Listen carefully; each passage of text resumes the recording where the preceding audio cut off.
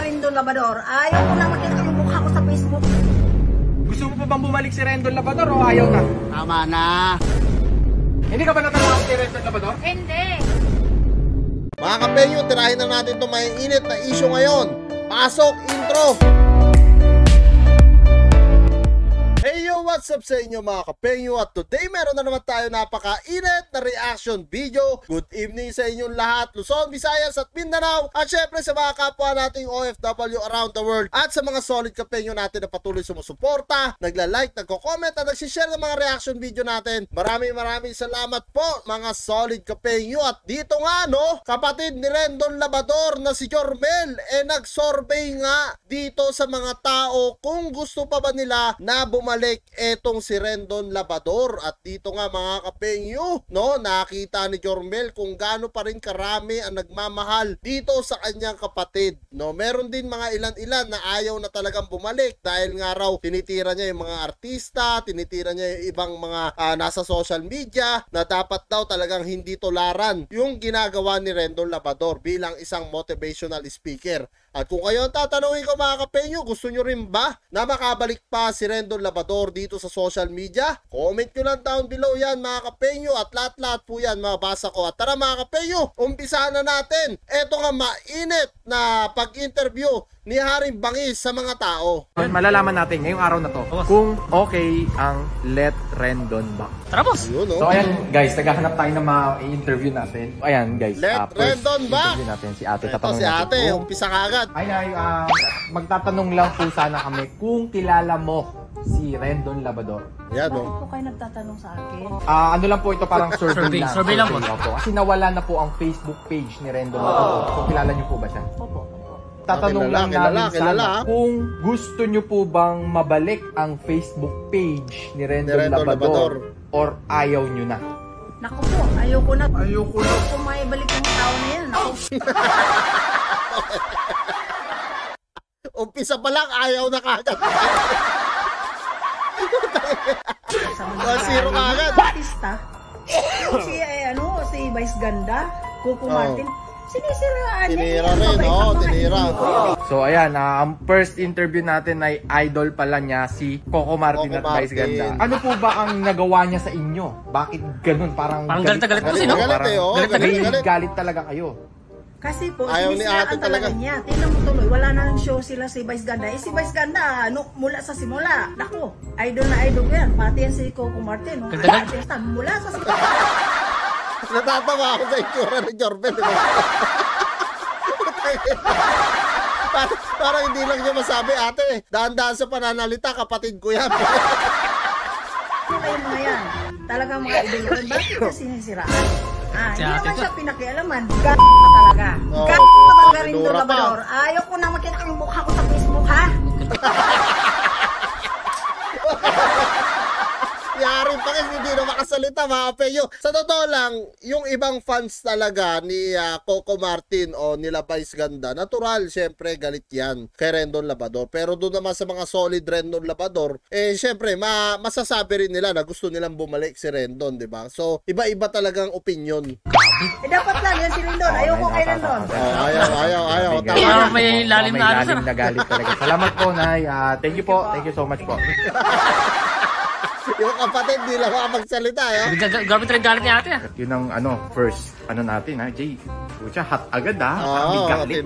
Galit kasi yun. Galit, no? Pero tara, sige ba? Sige ba. So syempre, saan ba tayo guys? maglalakad-lakad tayo dito around. Syempre, mas maganda makuha natin yung opinion ng mga tao kung okay ba. Oo, boss. Di ba? Mas maganda yung dito muna, lalabas tayo mamaya. Ito, si Kuya. Pwede ka ba ma-interview kahit konti lamang? Unang tanong ko, kilala mo ba si Rendon Labrador?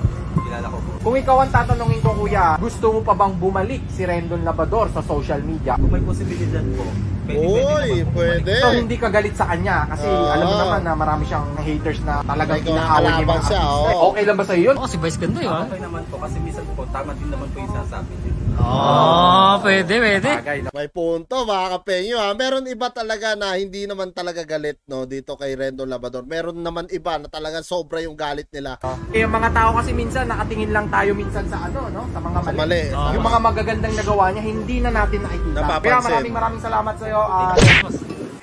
Ayun, oh. Oh, boss, nakilala ka, boss. Oh, nakilala ko. Kuya, pwede ba kita ma-interview?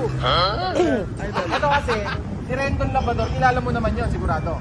Oo naman. Kilala, ito. Nakita natin si Kuya. Pwede ba itang matanong kung gusto mo pa bang bumalik siya sa Facebook o ayaw mo na? Gusto ko, ha? Pwede naman. Oh, pwede. Oy, Pwede, no? dalawa na, dalawa. Bakit? Di ka ba galit sa kanya? Ito, okay lang, ha? Kasi, Uy, naaway si Coco, eh.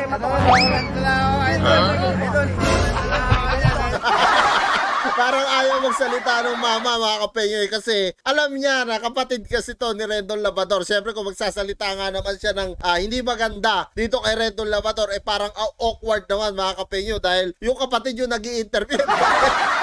Pero si ate kanina talagang, talagang dire-diretso lang yung salita niya. Wala siyang pakialam kahit pa kapatid eh.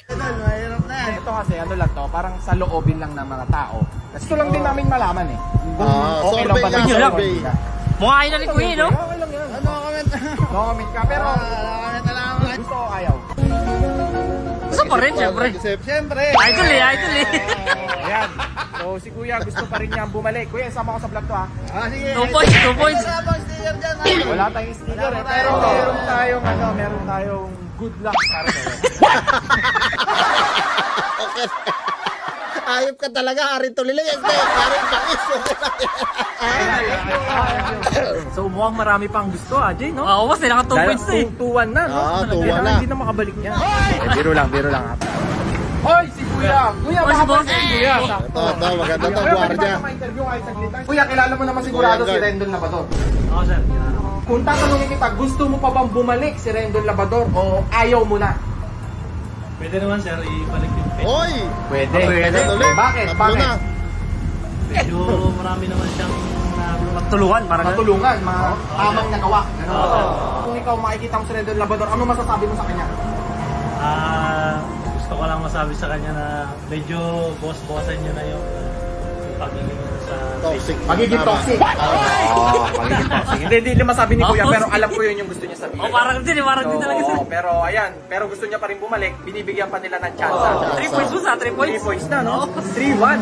Kuya, maraming salamat sa iyo at enjoy. Parang ibig sabihin dito ni Kuya, mga kapenyo, na talagang tao lang naman din yan, nagkakamali. So kung babalik man siya, iwasan niya na yung pagka-toxic talaga. Kumbaga parang binibigyan ng tsansa dito, no, neto ni Kuyang Guard, etong si Rendon Labador. So may mga kanya-kanya talaga opinion, iba-iba talaga, mga kapenyo. Meron iba gusto si Rendon, meron iba naman ayaw. So ayan guys, mag-i-interview lang kami. So sobrang dami ng pinagdadaanan namin guys. Nahihirapan kami maghanap. Oo, boss eh. Ito. Ano si ate Ito to? na. Si ate. Oh, yan na, may nakita na sila. Medyo. Beauty, ha? Ano ba pangalan nito? Uy! Ano ba? Sinisip pa niya. oh. Lalaki po. Ito muna, interview mo natin. Ito na po, sige po. Ano kasi, magsusurvey ako eh. Ang survey ko kasi ngayon, si Rendon Labador, yung kapatid ko, wala na sa social media, wala na sa Facebook eh. Nabura. Ngayon, gusto ko lang itanong sa'yo kung gusto mo pa bang bumalik siya sa Payag pa, social media o oo. ayaw mo na. Bakit natin pipigilan, di ba? Apat na, mga penyo. Kailangan namang ibalik, ibalik, di ba? May point naman si Kuya na hindi natin pwedeng tanggalan ng karapatan. Tanggalan ng karapatan ang bawat nilalang, di ba? Ayop ka talaga, Arin Toliles. Okay na yun. Bawat nila lang. Oh, So tao, ito, tao. gusto mong bumalik. 4 points na, no? Pwede. Ito, si Kuya. Kita tayo dyan sa ano ha? Kita tayo dyan. Ito, survey lang. Baka naman, gusto mo pa bang bumalik si Rendon Labador o ayaw na? Tama na. May mga taong ayaw talaga, may mga tao naman na okay lang, parang wala lang sa kanila, di ba? Pagulo lang yan. Tama. Ito, ha? Walang script to. Talagang, bakit? Papagulo lang siya eh.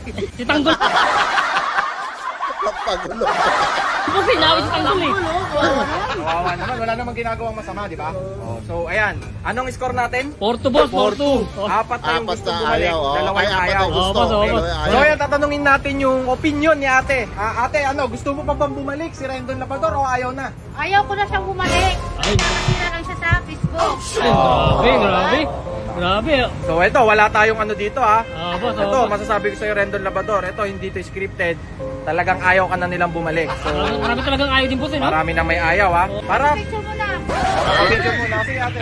So ayan mga kapenyo, ano nga masasabi nyo na meron nga ilan-ilan na interview rito si Haring Bangis na ayaw na talagang bumalik si Rendon, pero may ilan din naman na gusto nila na makabalik si Rendon Labrador. At kung kayo tatanungin ko mga kapenyo, gaya na sabi ko kanina, ano nga yung mga opinion nyo rin? Comment nyo down below mga kapenyo kung gusto nyo pa bang makabalik si Rendon Labrador dito sa social media o ayaw na. Pero kung ako tatanungin nyo mga kapenyo, syempre gusto natin makabalik yan para may magatasan tayo.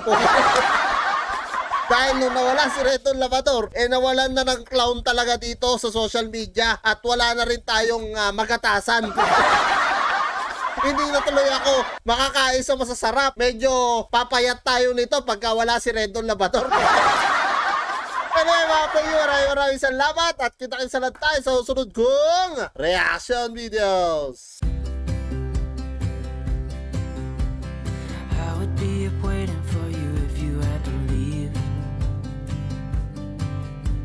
I would wait a lifetime if you were at sea. I just wanna say that I feel that our love is real. Maybe we should hurry.